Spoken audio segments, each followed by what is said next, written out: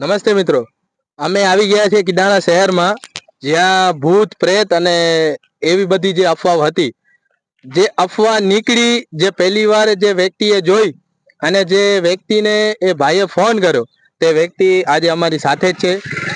એ વ્યક્તિથી આપણે વાત કરશું કે શું વાત હતી અને શું હકીકત હતી ભૂત પ્રેત વાળી.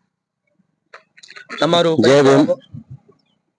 હું ગાંધીધામ ડ્રાઈવર એકતા ગ્રુપનો પ્રમુખ રમેશભાઈ રોસિયા. મેં રામજીભાઈને ફોન કર્યો કે ભાઈ આ વસ્તુ તમે જોયેલ છે? તો રામજીભાઈ કીધું કે હા, મેં મંગળવારના રાતના મેં જોયેલ છે. તો પછી મેં એમને કીધું કે ભાઈ તમે ગ્રુપની અંદર વોઇસ નાખો કે કઈ જગ્યા પર તમે જોયું હતું અને શું જોયું હતું.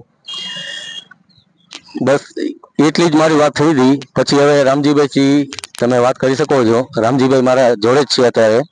રામજીભાઈ, તમે જે પહેલી વખત જે આ ભૂતવાળી જે ઘટના હતી તે તમે પોતે રૂબરૂ જોઈ? ના, નથી જોઈ. નથી જોઈ. તો તમારો વિડીયો વાયરલ થાય છે, વોઇસ વાયરલ થાય છે, એ બધી હકીકત શું છે તમે જણાવો. બધું ફેક છે, ખોટું છે. કારણ કે આ કિડાણાની જે પબ્લિક છે બધી બીવાય છે. આખો રસ્તો બંધ થઈ ગયો છે. આખી ભાઈએ જોયું છે ભૂત. તો એના વિશે કઈક અમને જાણો. પબ્લિક ને હેરાન કરવા બદલ હું જાહેરમાં માફી માંગુ છું. હા, એવી કોઈ વસ્તુ નથી આ રોડ ઉપર. કારણ કે મારું તો વારે વારે આવવાનું છે. બરાબર.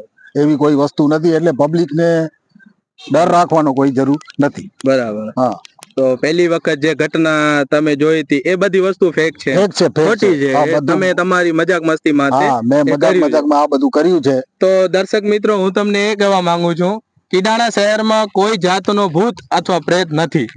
જે પહેલી વખત વિડીયો વાયરલ થયો, જે ફોટા હતા તે ખરેખર ફોટા અને વિડીયો અહીંયાના છે જ નહીં.